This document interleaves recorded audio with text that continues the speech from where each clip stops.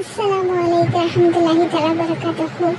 அவ்வாயிரனில் சொல்றாங்க, தன்னோட தொழுகையில ருக்கு சுஜூத் சரியா செய்யாத ஒருத்தவங்களை பார்த்து உத்தைபார் அலிலா சொல்றாங்க, அவங்கள்ட்ட போய் சொல்றாங்க, தொழுகையை முடிச்சதுக்கு அப்புறம் நீ ஒழுங்கா தொழுவல, இந்த நிலையிலேயே உனக்கு மரணம் ஏற்பட்டுச்சுன்னா நபியவர்களுடைய சுண்ணத்துல நீ மரணிச்சுனா ஆக மாட்டேன் அப்படின்னு சொல்லி கடிஞ்சிக்கிறாங்க. அதே மாதிரி இன்னொரு அறிவிப்புல நபி ஸல்லல்லாஹு அலைஹி வஸல்லம் சஹாபி தொழுதுகிட்டு இருக்காங்க.